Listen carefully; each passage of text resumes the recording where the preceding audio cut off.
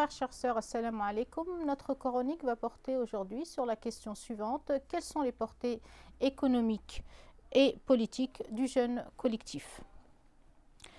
Alors, les conséquences économiques du jeûne du mois de Ramadan, donc de ce jeûne collectif de plusieurs millions de musulmans en France et de millions de musulmans à travers le monde, a bien entendu une conséquence économique, tout simplement parce que la consommation des musulmans va absolument se modifier durant tout ce mois. Alors, ces conséquences économiques, en fait, on doit les lire sur deux plans. Les conséquences économiques dans le contexte social dans lequel vivent les musulmans, notamment par exemple en France, quelle est la répercussion économique de ce jeûne du mois de Ramadan des musulmans sur l'économie française. Et là, il est évident que l'analyse et même les réflexes de différents marchés, des différents lieux de consommation,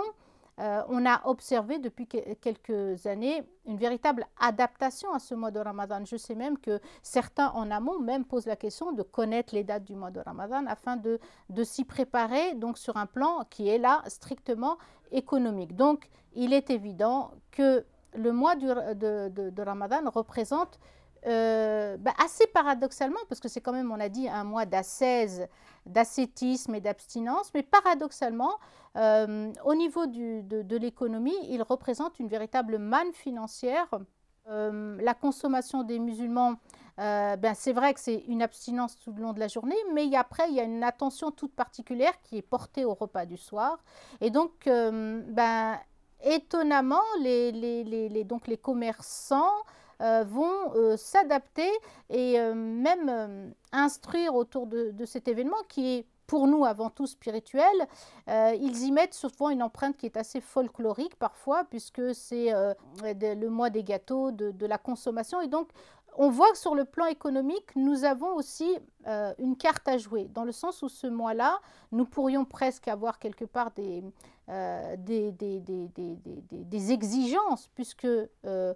souvent ce mois de Ramadan est présenté comme le mois de la consommation. Peut-être pourrions-nous être plus attentifs à la façon dont on présente ce mois de Ramadan, qui n'est pas un mois de la consommation justement du folklore et de l'abondance, mais un mois de l'abstinence, ce qui n'empêche pas après de faire un repas, un bon repas le soir. Mais il faut aussi rappeler que ce repas-là, il est déclenché par une injonction, enfin, il y a une injonction divine derrière tout ça, et il y a des objectifs éthiques à atteindre. Mais bon, cet aspect-là, est-ce qu'on peut l'exiger de la société et de l'économie telle qu'elle fonctionne? Quoi qu'il en soit, pour les uns, ça représente une véritable manne financière. Et moi, ce que je dis, c'est juste de lever peut-être une question et de se dire, est-ce que cette manne financière, justement, nous ne pourrions pas l'étudier et faire en sorte qu'elle soit aussi un vecteur de promotion d'une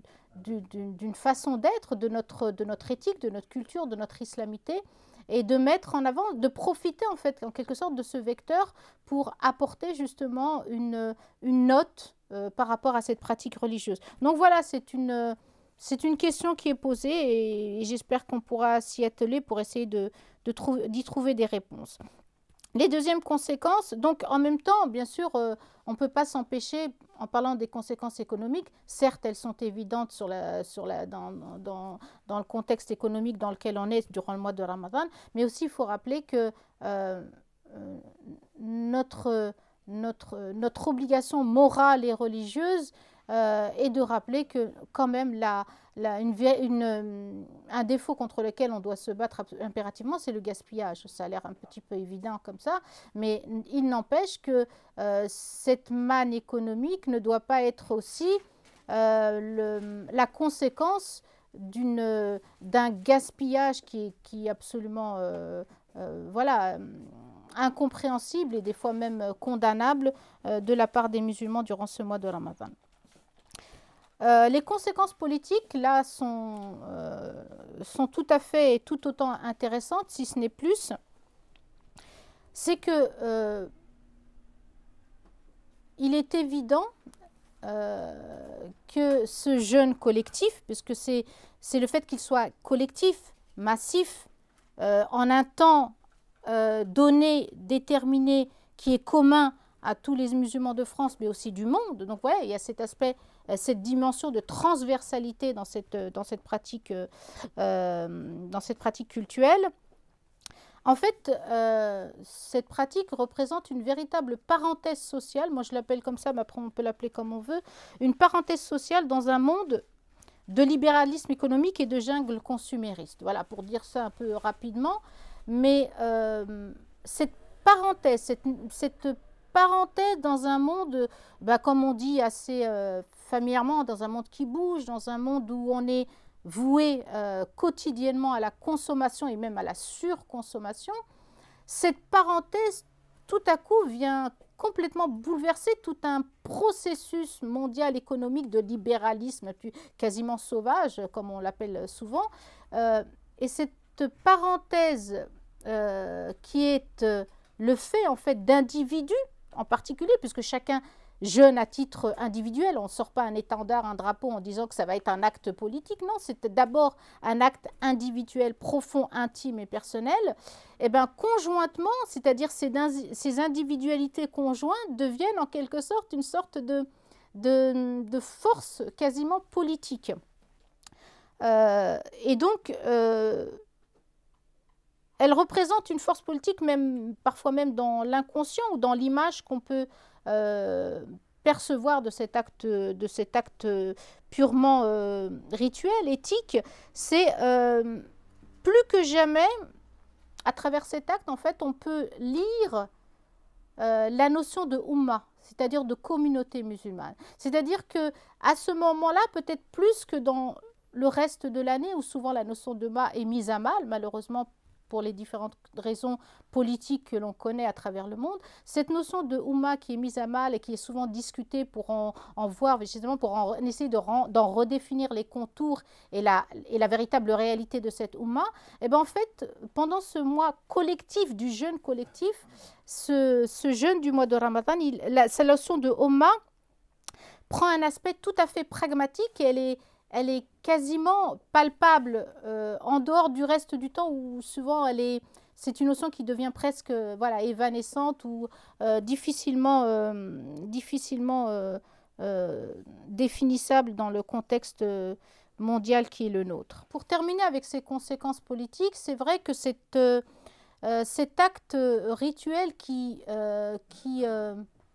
en fait, dépasse la sphère privée, puisque les autres actes, comme la zakat, c'est assez individuel et assez discret, la prière aussi, relativement, puisque ça se passe soit dans une mosquée, soit chez soi, mais qu'il y a une forme d'intimité de soi avec soi. En fait, là, ça dépasse la sphère privée, non plus parce qu'il n'y a pas plus d'intimité de soi avec soi, mais tout simplement parce que cette intimité du soi va rejoindre l'intimité d'autres soi à travers le monde, et ce phénomène, quelque part, n'est pas sans avoir une incidence sur les sociétés dans lesquelles on vit, notamment si ce sont des sociétés séculaires ou des sociétés où on privilégie notamment et que la laïcité devient un leitmotiv et même un slogan et même une nouvelle forme d'idéologie. Donc, en toute intimité, en toute humilité, dans la tempérance, puisque le jeûne, c'est quand même le développement d'une vertu qui est la tempérance, qui est l'humilité. En fait, cette intimité du soi avec soi, ce rapport à Dieu, qui est aussi un rapport du domaine de l'intimité, étonnamment, dans ce mois, dans ce jeûne collectif, il prend un aspect quasi public, à son corps défendant presque, il transparaît en quelque sorte, parce que c'est un mois de telle dévotion, de telle humilité, de telle quête de foi que ça en transpire sur la société à son corps défendant, et que cette exhalaison en fait d'intimité profonde marque indéniablement la société, quel que soit son choix de mode de vie.